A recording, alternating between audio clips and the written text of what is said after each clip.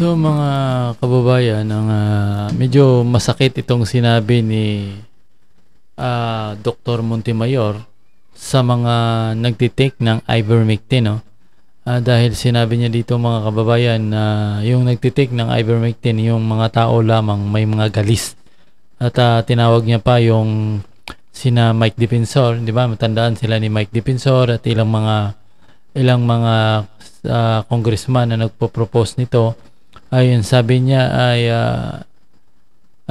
mukhang kabayo daw yung mga congressman na ito na nagpo-post nitong Ivermectin na gamitin sa publiko. Ang sabi niya ay hindi siya naniwala dito mga kababayan sa gamot nito, ay ito daw ay para pang hayop.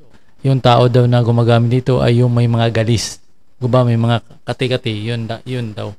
Medyo sinabi ni Montemayor pala siya, no, na tatawag nito ay anti-Ivermectin mga kababayan. So kayo nang humusga dito, papakita ko sa inyo yung short video at patungkol din sa vaccine ay tinapik niya rin, ay tinanong sa kasi na siya ay against sa mandatory vaccine pero against din sa Ivermectin. So panoorin niyo ito mga kababayan.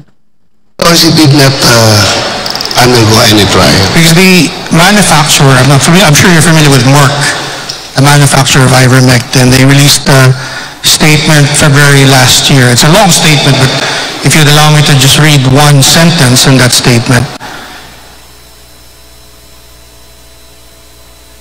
It says that to date, the analysis has identified no scientific basis for potential therapeutic effect against COVID-19 from preclinical studies, no meaningful evidence for clinical activity or clinical efficacy in patients with COVID-19 disease, and a concerning lack of safety data in the majority of studies.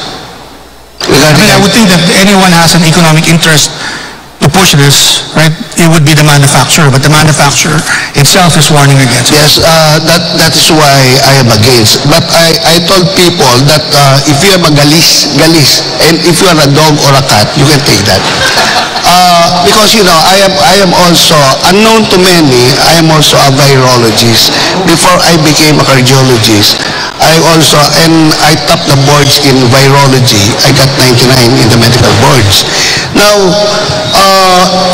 if some of the congressmen that they are pushing this, I think they have galis. That's why they are taking Ivermectin. People who have this, we are pushing Ivermectin to the animals. Sabi ko sa kanila, even if you like a horse, or kahit kamukha mo ang pusa, aso, o kabayo, sabi ko, you cannot take that because you are still a man. So, yung except kahit yung mga congressmen natin na mukhang kabayo, aso, pusa, siguro po, at nakita ko naman kamukha nila, no? Sabi ko sa kanila, kasi ako liaison officer ng Philippine Medical Association, I am also the legal officer.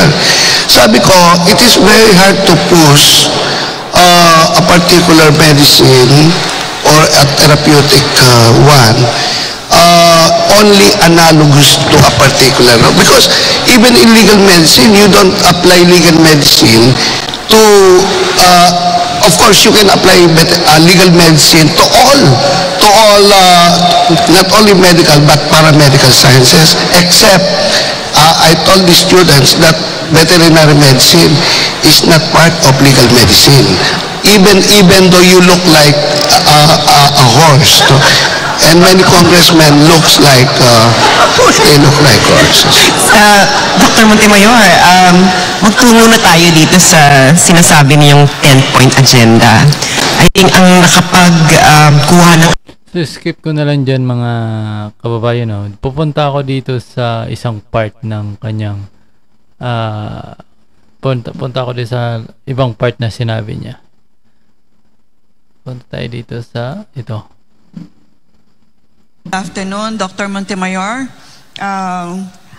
I got to know Dr. Montemayor a little bit better at lunchtime. We were having lunch together. Thank you for what you have shared with me. I didn't know that you are a cardiologist, a renowned cardiologist, and You have written about 200 books on medical subject areas. Is that correct? Well, hindi lang po medicine, but also law, criminology, economics, and business administration. Yes, thank you so much. So, a very prolific writer, a man after my heart. What I'd like to probe deeper, Dr. Montemayor, is the position you have taken, undoubtedly a minority position, in regard to vaccination. Is it correct that a case has been filed in regard to questioning the mandatory vaccination policy of the government? Yes, opo, not only the mandatory aspect of vaccination, but also the other effects like no vax, no right policy. It is not actually the health or medical aspect that I'm questioning, but the mandatory provision, forcing people to take this experimental therapy or vaccination. So, there are two aspects there. The mandatory part is making it compulsory for everyone to take the job, right? But the science part, are you saying you are not supportive of the science part when you are a medical scientist yourself? Well, yes. Actually, I am also a researcher. In fact, two major companies that are backing up vaccines, and the companies are actually in the vaccine business. I did some cardiology trials before with these two companies. What I am questioning is that you cannot do mandatory vaccination to a particular drug or therapy, which is still in the experimental stage. So in that case, the trials haven't been finished yet. It is still in the stage 2 and stage 3. And yet, the government is forcing people to take these vaccines. Well, some other lawyers in the government, they said that they are not explicitly saying that it is mandatory. But then the requirement of vaccination cards is sufficient to call it mandatory because people cannot go to work, people cannot resume education or their schoolwork without vaccination cards. That makes it mandatory. Dr. Montemayor, So yun ang mga kababayan, no, yung napakinggan yung sinabi ni Dr. Montemayor, tumatakbo